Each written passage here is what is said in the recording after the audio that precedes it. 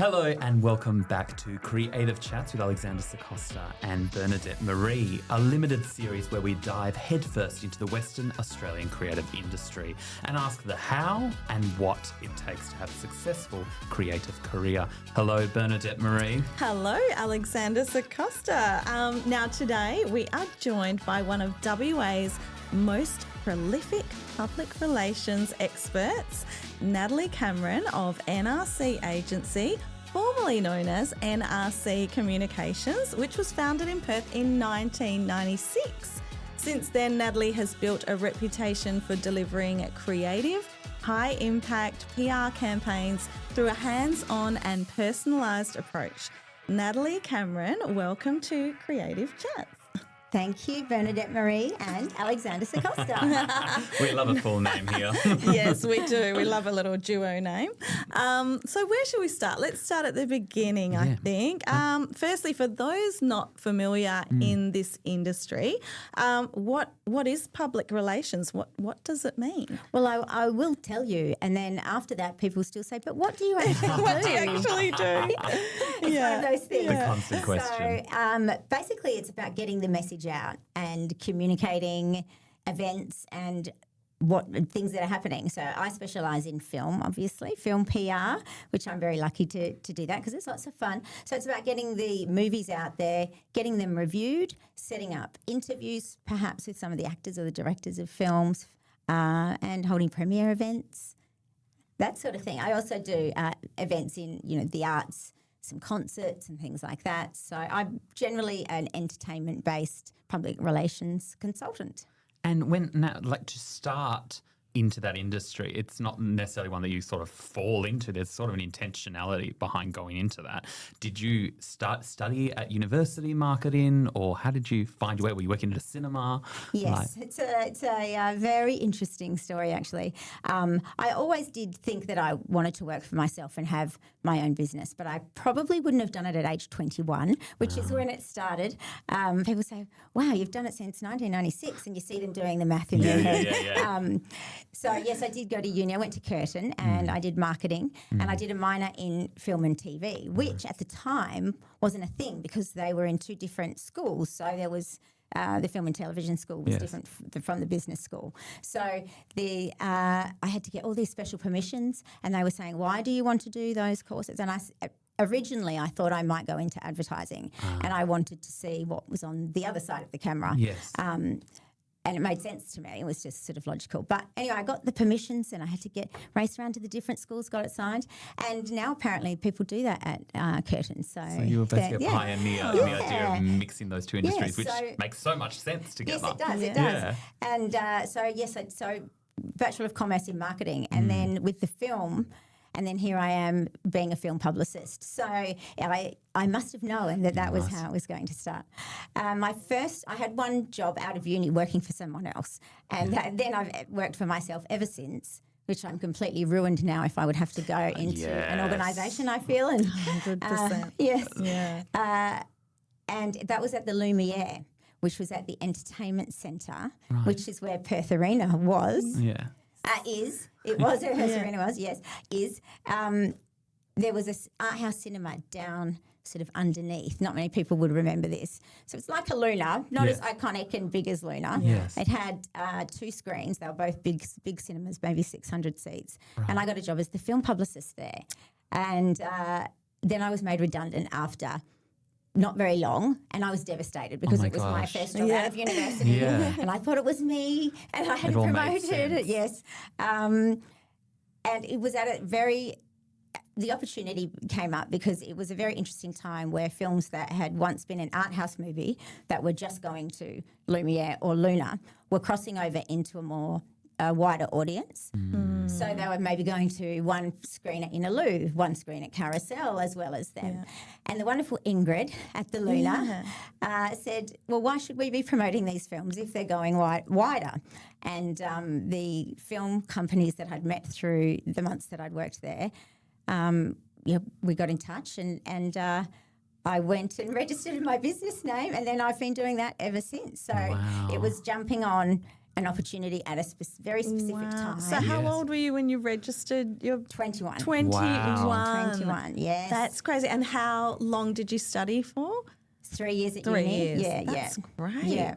And so really I was doing it while I was applying for other jobs. So it was never at the very outset, it wasn't going to be that this is forever. Right. It was, this is good to tide me over while I'm applying for other work. And I actually bought a fax machine on my Maya card because I was broke. So on my Maya card, I bought a fax machine, which was everyone used faxes. And registered the business name and then got the fax machine. And then I was sitting in my lounge room. That's how I started. So, and then almost 30 years on, I'm here today. So, and it doesn't feel like that long. No, like you can just remember like the sound of the fax machine probably. Yes. And when you think, Nat, back to then, was your family like super supportive and your friends were like, oh my gosh, go for it, start your own, or they're like, oh yeah, she'll do this for a few years, then she'll just get a job kind of mentality? Look, I don't think anyone really understood too much what I was actually doing. Yes. Because it's an odd thing, like a film distributor. Yeah. What is a film distributor and the cinema and how does that all work? And it's quite confusing. Yeah. But they were smaller distributors as well. So they were kind of more challenging films, niche films, foreign films. My mum did have a few concerns and she said, maybe a stable job would be a better thing. Yeah. And the first few years of business are the hardest because cash flow and things like that. Yes. So I sort of thought, well, I'll give it a couple of years and just see what happens. So I had a couple of other jobs as well, and so I couldn't do it full time. Yes. So I worked actually at the Ministry of Justice. Of course, in the IT department at the help desk. Oh my gosh! Yes, I know how to reboot a computer. Yeah, so it was just like reset with the motherboard. Because back in those days, I guess like your family, you had to have a real job. So something like that was probably a little bit. Well, there's probably no role model doing that job. There was nobody doing it. And you had to sort of go, but this is where my heart is. This feels right. I'm going to keep going in this direction. Yeah, and I thought if I've not taken a business loan, there's no real outlay for me. I'll just try and fund it as it goes. Yes. And then if it doesn't work out, well then nothing's lost. Yeah. So my business plan, so this is not, I don't recommend this for people out there. Yeah. I didn't really have one at the start. No, it was just kind of feeling it as it goes. Yeah. And then once I got through 3 years, I was like, well, I'll see if I can get to 5. Right. And then I got to 5, and then I thought, well, see if I can get to 10. Then I got to 10. Then I got That's to amazing. 20, and then next month it's 30 years. 30 years later. 30 years. That's crazy. So do you think it's working out? How's it going? No, but that just goes to prove to people, like you should just hit the ground running. Like if you want to do something, you have to just start. Don't wait for it to be perfect.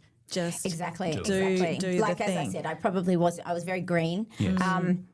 But if there is an opportunity, don't wait. Just absolutely grab it, and it'll work out as it rolls along. Were there older people around you in the same industry that you looked up to, or? Yeah, not so much in film or sort of entertainment based, but PR consultants. Yeah. But they were really generally more bigger PR agencies. Their boutique consultancies were just emerging, and I think Sandra Dever-Hasden was probably the first one that I sort of knew about and looked up to her. And we are great friends. And I've always been inspired by Sandra. Yeah. Oh, that's good. And I've been through many changes there's been a lot of evolution between having an office in Subi and then having some staff and then back to just me, then trying to work out what the right balance was for me because that's quite difficult.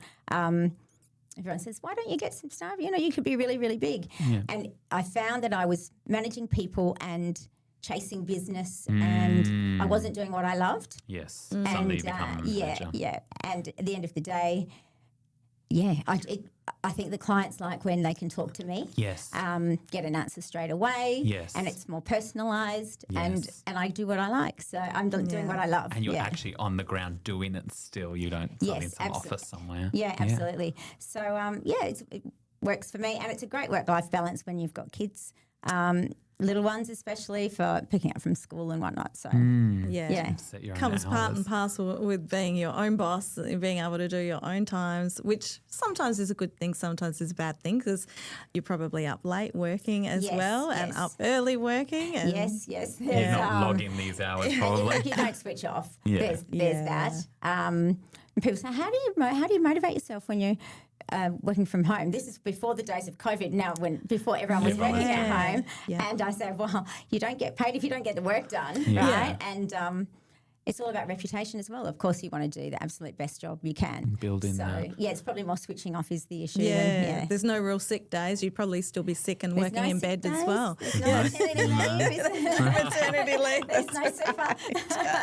And in that kind of initial stage where you're doing that grind and then trying to get those little wins, did there any little moments that came through and you're like, okay, now I know I'm heading on the right path, because you've maybe got that tentpole client who suddenly you're in the room with, like a 20th Century Fox, for example, when you talk to that? Yeah, absolutely. So it was it was a grind. It was not knowing next month whether I was going to be able to pay rent or do whatever. And so I was always just thought, well, it'll be okay. The phone will ring. Yes. I'll get a fax. I'll get it back. And it did. It just rolled along. And I've never actually promoted either. So it's all Really? been word of mouth, which is Wow. fantastic. And then one day I did get the call from 20th Century Fox, and I had them as a client for 15 years. Wow. So that sort of security, particularly at those years of my life when I wanted to buy a house and Yes. do some things, was fantastic. It came at the right time. For sure, So yeah. it's that attract, not chase mentality when it comes to marketing your own business, which is in the business of marketing. Yes. How interesting. Yeah, is And look, interesting. had I had time on my hands, I probably It would have would have done. marketed. I would have, but Yeah. the fact I didn't, then The work marketed Yes. itself. exactly. Yes, it's self-perpetuating, I guess. Yeah. But I still do believe, even though with all the social media and everything we have, I still believe that word of mouth is still it one of will the always most be. Always. genuine, Nothing. authentic, recommendations you can have. Yeah, So absolutely. I think obviously, it so. worked for Yeah. you. And it's kept you through all the ever-changing, scenes that we've had through social media Yeah. and fax machines. Well, it's a completely different role. I will say that Yes. since back in those days. The job itself has changed so much, Yes. along with the media landscape. It's almost busier, I would say, because the Wow. media landscape is so fragmented. Yes. It means you've got to do more to talk to all of the audiences. It's harder to find some of the audiences, particularly sort of a young male demographic. They're really Interesting. hard to kind of get Tap to. into. Yeah. And depending on what the film is or what the event is, the client, sometimes you've got to try and talk to all of them. So you're doing a lot. So even though things are easier, like you're pressing one button as opposed to rolling out mail outs. Oh my gosh, the days of mail outs. Yes. I'm just so young. What's a mail out? It's like an envelope. Post our press releases out. To all of the journos and everyone. Photocopy and post them. Can you so believe much it? worse. I know. And now it's pressing of a button. And everyone But gets it's it. busier. But we've got more Yeah. work because I think there's more accountability as well. There's more 'Cause reporting. they can look to the metrics. Yes. But it's just, I guess it's the fragmented kind of landscape. Yes. Trying to get people's eyeballs is. And you're actually, because as people who work in the profession alongside you, not with as much legacy as you have, but did you see it coming? Were you like, oh, things are shifting, I need to shift with them? Because obviously there's been a lot of businesses that people will remember and events and things like that sort of faded away because they just didn't evolve with the landscape. But you clearly did. Did you Yes. see it coming? This big shift in media? Look, I remember the day when my friend's brother said to me, "Oh, have you tried this Google?" Like, and I was on email, so I was on an email by that point, and I said, "What are you talking about?" And he showed me, and I was like, "Wow!" And so I think I sort of was. Yes. I think my opinion is you just have to be on the forefront of looking around and being What's aware happening. at changes and adapting and being flexible. I think really good thing for me to learn that maybe I was behind on is the use of software programs and apps to make my life easier because it's just fantastic what's out there. CRMs and streamlining everything. Yes, absolutely. And some reporting apps and things like that. Really fantastic. So, yeah, that was groundbreaking for me. Yeah. And where do you kind of see, as someone who has seen the shift, where do you see it shifting further? Are we just going to keep fragmenting into these little niche community audience groups again? Where it's a funny one. I often wonder if it's going to come back around. Oh, the circle theory. Yes. Interesting. And having children myself, I'm concerned about the phone and the raising of a generation who can't speak to each other. Even when, like, I believe at university they should teach a course on how to speak on the telephone because when I've had some uni students in as interns, I'd say to them, okay, so call these places and we're going to try and set up some promotions for these films and give some tickets away. So you're giving away some tickets. It's a positive call. Yes, they're not going to ask for money. And they just can't do it. They just can't pick up the phone and talk. That's crazy. Yes. And it's not a lack of confidence because they're confident people. It's having the nous to be able to pick up and just have a phone call. So, so I think everyone's communicating silently. Yes. I wonder if it's going to all just stop and then come back around. Yeah. Interesting. I think you do have a point there because, like, even my kids will watch a lot of social media.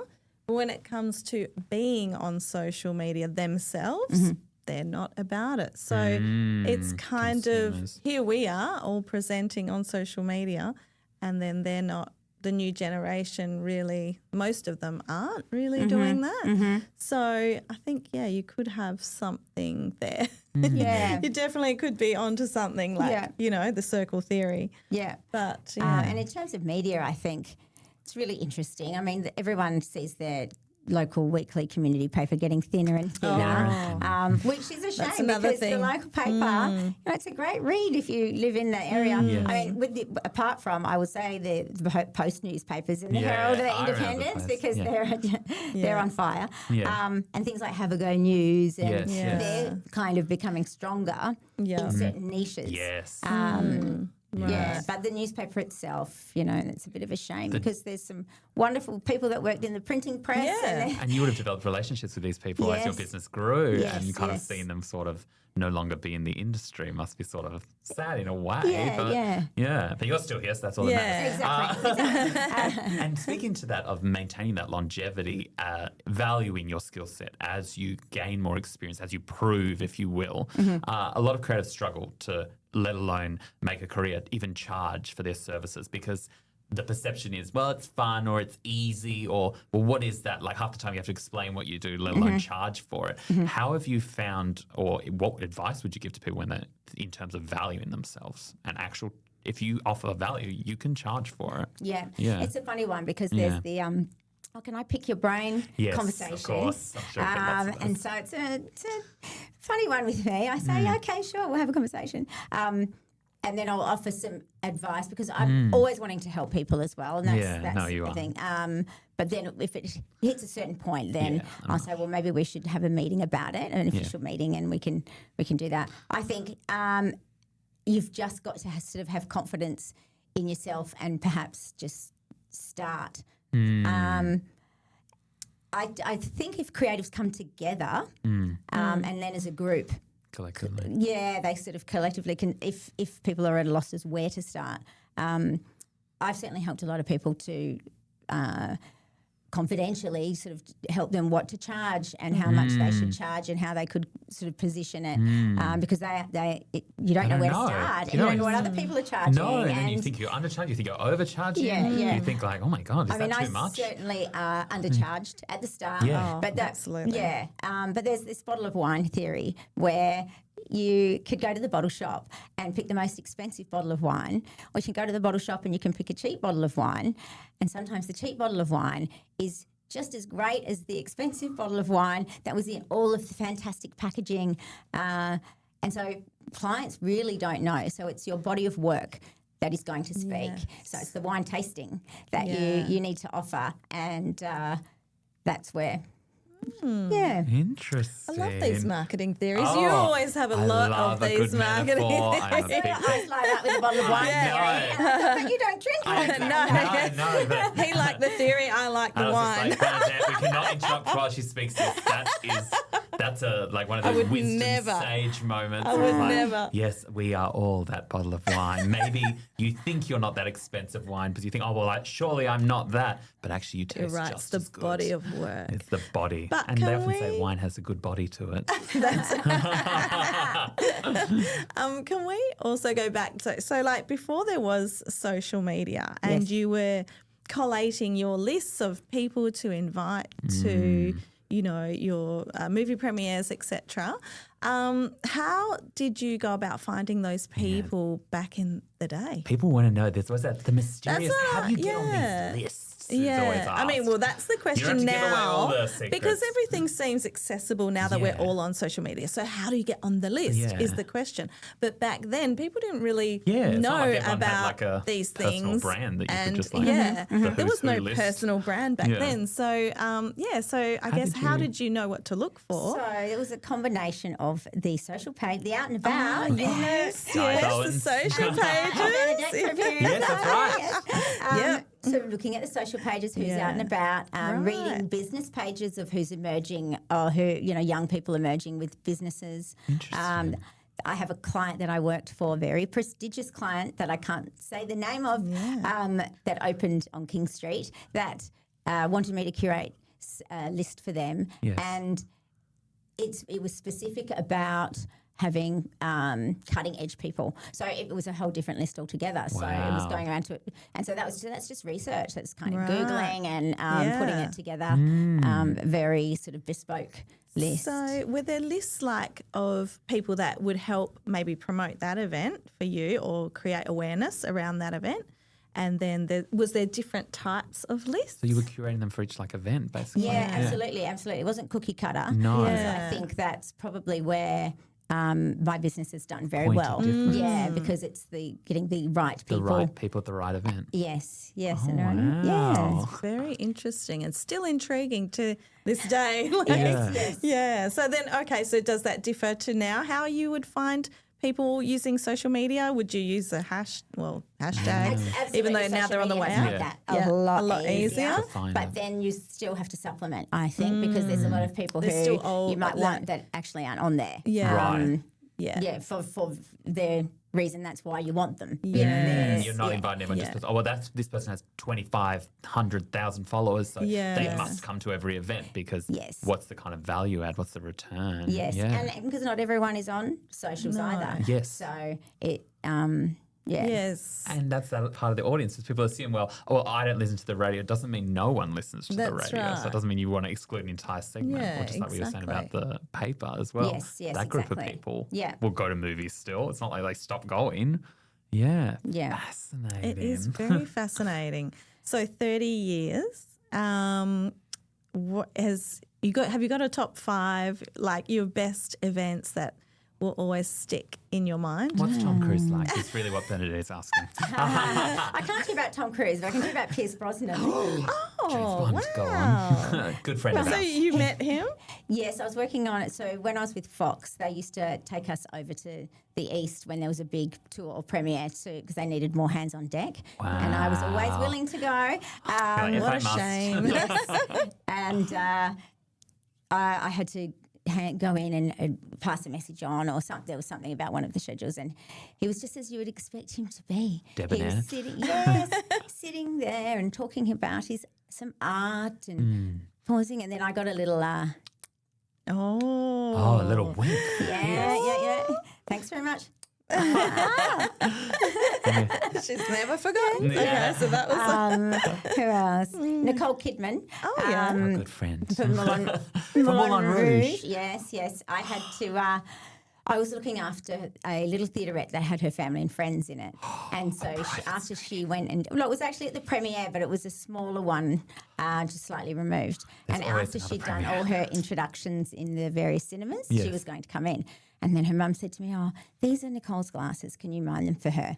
And so I was minding her glasses thinking, I better look after them. Yeah. And then when she finally came in, she was the most stunning urethral beauty I had ever seen. And she was just glowing and super tall. And so I was literally looking up. And she was so down to earth. She was like giggling and she was saying, "Listen to my dress when I try to sit down," because she'd been so into it. And you could hear the fabric sort of cracking and the cotton's breaking. But no, she was absolutely lovely. There's been quite a few over the years. All pretty fantastic, actually. Yeah. Again, a couple of difficult personalities. Other than that, yes. But you can if you want to. Who are they? I know you want to get the guys. We need the tea now. We need the tea. Who are the divas? And so, did you ever find yourself? Because obviously you're there in a professional capacity. Did you ever find yourself starstruck, or you just like you said, they're just people, and you're doing a job, and how wonderful. I think the thought of going to meet them, you often get a little bit. But then once you start speaking with them and you realise that they are just normal people, and you're there in a professional capacity, and it's sort of fine. They're all normal unless it's someone you've got a crush on or something. Bernadette and Prince. There's a few people in terms of management.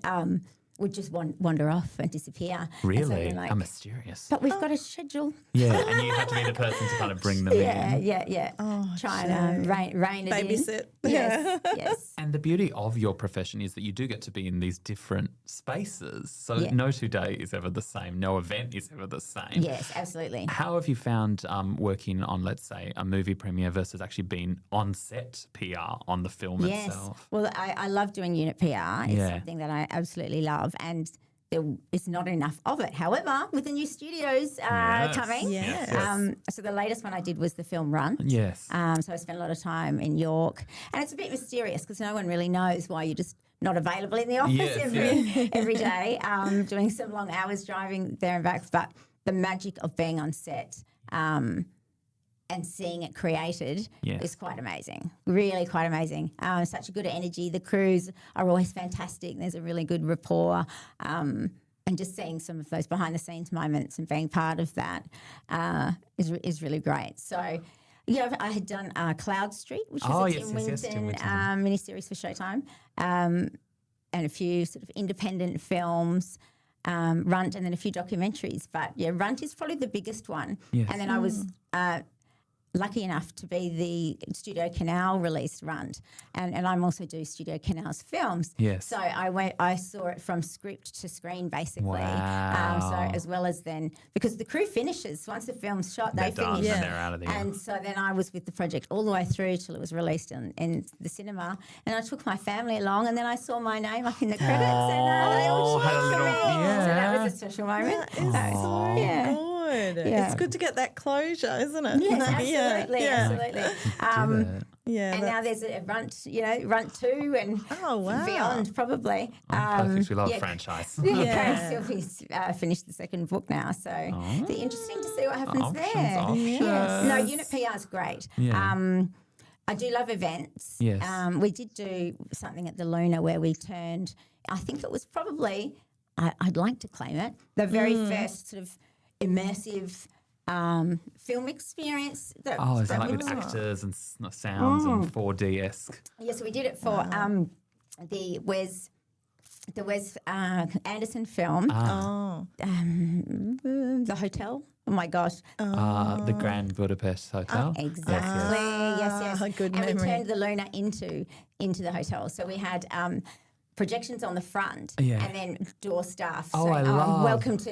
creative. Yeah, it was fantastic. It was excellent. And to be given that creative license to you to just like, okay, we've given you the space, play in it. Yeah. That was that was quite amazing. That was Fox, actually, and they sort of believed in me. And I said, I've got this crazy idea. Can I have a little bit of budget? And contrary to beliefs, studios don't have huge budgets for promoting. I know. It was like, but the marketing budget's the same as the movie budget. But no, absolutely not. And we saw a bit of a shift after COVID, I think. Yes, definitely. Yeah. They said go for it, and it really worked. And I think that's been one of Luna's most successful. They certainly took they're in the leading box office cinema in the country for that, and I think it's one of their all-time highs. So it turns out PR works. I can, who knew? Yeah, and we've done some fun stuff at the Luna. Like we did Birdman. We had a drummer on the street, on the corner of Oxford Street. Good. So cool. Things like that. So that's always. Yeah, and it's one thing to have this great imagination, like we could do this, but it's going to need this, and like this much money.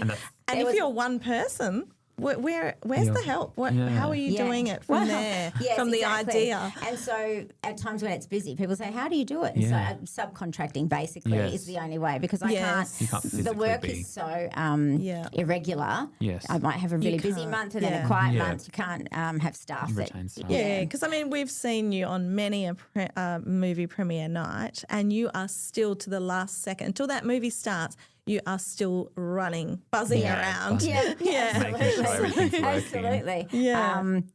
So and you need different skills for different things as well. So it's actually a great way to be able to work for whatever film it is. You can kind of get the help appropriately of who's going to sell in that area. Tailor make it to each sort of event. And when you think of those skills, because you mentioned having the ability to speak on the phone, for example, for a person wanting to work in media and in this creative space, what are the skills that really everyone thinks, well, surely all of them can do this, but actually they're the ones that have guided you and will potentially guide other people? Yeah, I think communication skills. Yeah, absolutely. And writing skills. I think the ChatGPT is kind of a terrible thing, actually, because when I started out, I had someone who was a journalist sit down with me, and I said, can you just give me some, honest advice on my... And they went... And they were just crossing words out and said, you are getting your message across. You don't need all of those words. And I was like, right, you're right. It's so, and now everyone's doing the opposite, throwing in all these amazing words and describing things really long. And then you speak to them in person and they're like, yes, and... Movie was good. What did you like about it? Oh, I liked it. It was funny. Like, just let me go to the toilet for a second. Oh my gosh. Try to get people to give us sound bites of what they thought. And I think if you start with your written skills and then work on the verbal after that, you've really got to have the bread and butter is kind of just I think communication is something we're really finding hard to see in people these days, absolutely. that skill set in the communication. Everyone claims to be good at it, though. Everyone's like, my greatest skill, I'm a really good communicator. You haven't answered your phone. Yeah, that's right. It's a big, it is a standalone skill, I think, at the moment. Absolutely. And I think, just having the confidence as well in yourself to just to speak to people and kind of give it a go as well, I think, And in terms of anxiety, so when things go wrong, you just... the other night. Can we? Water. Let's say, for example, the other night, I've been going to your movie premieres my entire life, and first time ever, the movie stopped. Naked Gun, reboot, movie just froze. That's never happened. I've never seen it in my life. And you were just fine. You were chill, handled it like a pro. But what do you do? Like you just go, oh well. What can you do? So digital cinema is a blessing and a curse. Back in the day when we had film platters and they were made up on the big platters, and there was some where a reel had been upside down. So people were watching the film and then the next scenes would come up and the whole thing's upside down.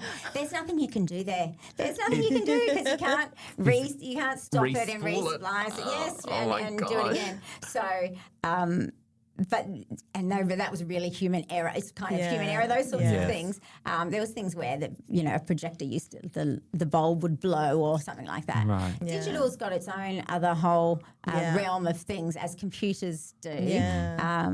And so that one there, I quickly got in contact with the Eastern States and I said, did you have any issues? Because they make the digital print at the same time. So Yes. when they said no, I said, okay, so it's unique to us here in Perth. The projectionist couldn't work, said there's nothing really obviously going on. So we just did the old reset the motherboard and rebooted. And until it past the time that it had started doing that issue where it was glitching on the screen, I didn't know whether it was going to work or not.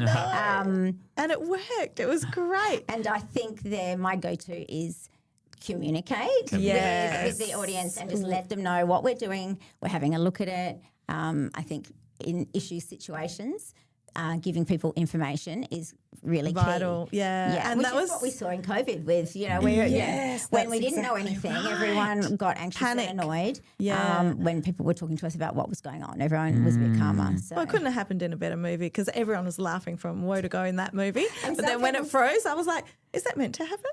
So everyone was just laughing. People said it matched the movie. It did. It matched the movie. I planned that one. Was the movie cinema not supposed to burn down while we're watching? No, that fire wasn't part of it. These effects are good. Yeah. Having a great audience in there helped because there was 20 minutes of, people being very understanding and using it as a toilet break. You and build that relationship with all those people so they know it's not you. Yeah. And I think when I think of relationship building, and I think for me, if I may just gush for a moment, meeting you was one of like a little pivotal moment in my own career because as someone very much who was sort of floundering around, not really understanding this whole Perth media scene and who's this and how do you approach that, or is it wrong of me to want that, or is it bad?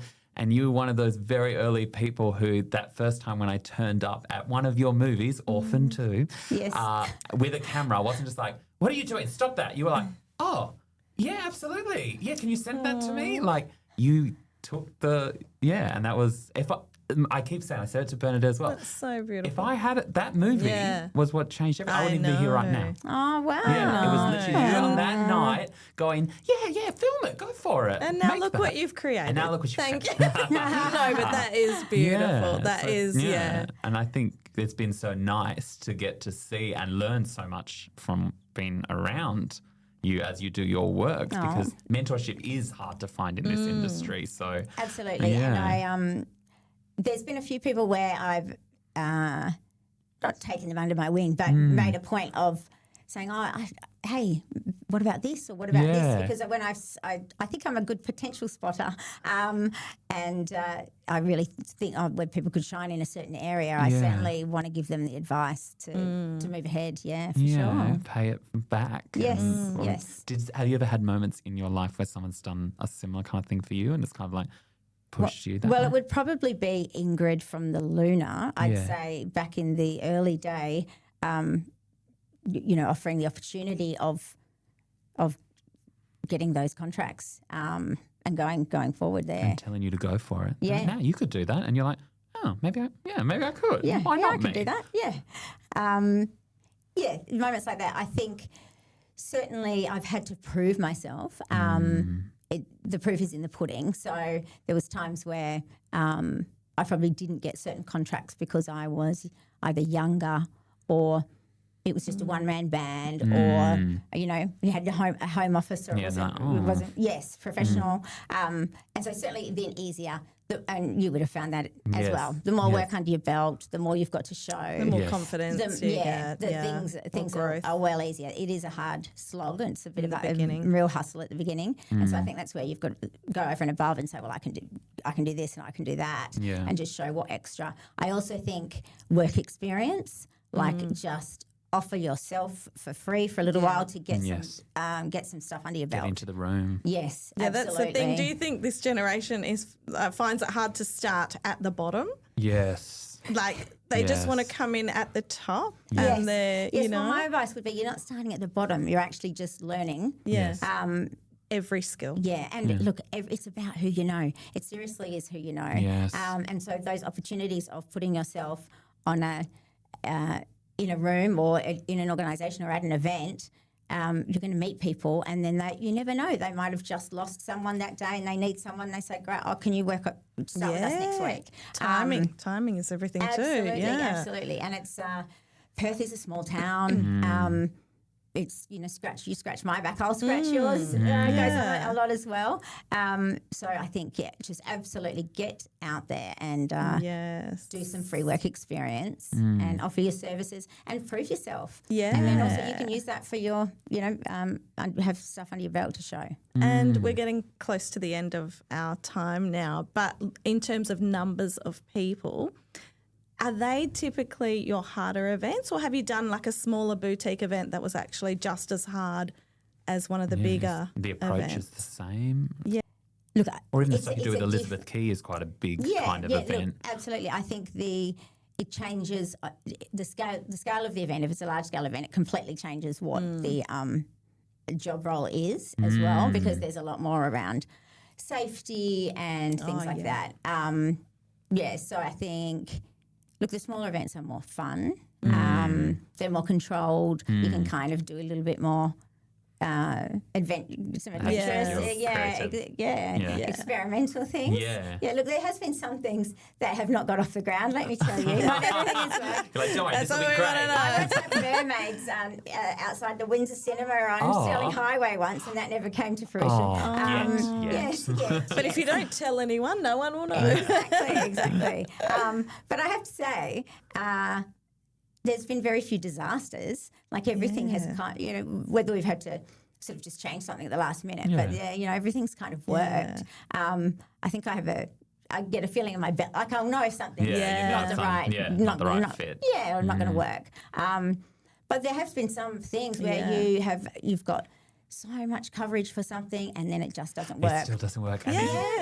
Films as well. Films, it breaks your heart because they're just an amazing movie. Yes. You put all this work in and then no one's and you can't put your finger on it. The unexplained energy. Yes. And separating yourself from that, because you can't attribute what you do as like, well, I sell films. Yes, you do, but you're not responsible. Yeah, that's right. You're not. You ticked off all the boxes. Yeah, you do all the things. But it's in every paper. It's in everything. I got all the bloggers. I got everyone to talk about it. And I guess that's hard for creatives as well, trying to, you can't monetize yourself based on bums on seats or eyeballs or whatever, because you're still putting in all of that work. It doesn't. Very true. You can't apportion it to this many metric. Yes, your work is separate from that, and that's something we were talking about. But so many creators fall into that trap of being like, well, they paid me to make this video, but then it didn't go viral, so I guess now it's a bad video. Yeah, that's right. Just no one sees that's the creative industry. That viral thing is just that's just a mystery. Yeah, it is. Algorithms. Yeah. So much out of control. Before you could put something, let's say, in the newspaper and know that everyone was going to read that. That's right. Everyone read the newspaper. I know. Jet 2 Holidays. Jet 2 Holidays. Jet 2. Who knew? Who knew? Oh my gosh! The marketing department of nothing beats a Jet 2 holiday. That's good. They would just be beside themselves. Like, how amazing! That would be every marketer's dream. That's your actual ad would go viral. Yeah, I know. So funny. It is funny. Well, it's been an absolute pleasure to chat to you and to have been in the orbit of your career for this time here. And I guess it's just exciting to see where it's going to keep going. As the same, you've had the great attitude from the beginning, and I think, it's inspiring to see someone who has built their creative life, gets to have all that fun. It's a lot of hard work, but gets to bring that joy to so many people. So, purposeful, joyful purpose. Thank you, guys. Thanks so much. Can I just say on a final note, it's been so wonderful working with you two. And Bernadette, I remember we had a coffee back years ago, and you have hustled and hustled, and look at you. I'm still here. I'm not going anywhere, guys. Welcome. That's it. You know your brand, and you have got your goals, and you just go for it. And I think that's what people just have to stick to it. Don't be disheartened when things don't go to plan. That's exactly right. Have confidence within yourself. Exactly. If you think you can do it, you can. Exactly. See, in the words of Nat. Natalie Cameron, NRC. NRC. No, we look forward to seeing you at many more events in the future. And thank you for all your words of wisdom today. Thank you, Alexander. Thank you, Bernadette Marie. That's a beautiful weave.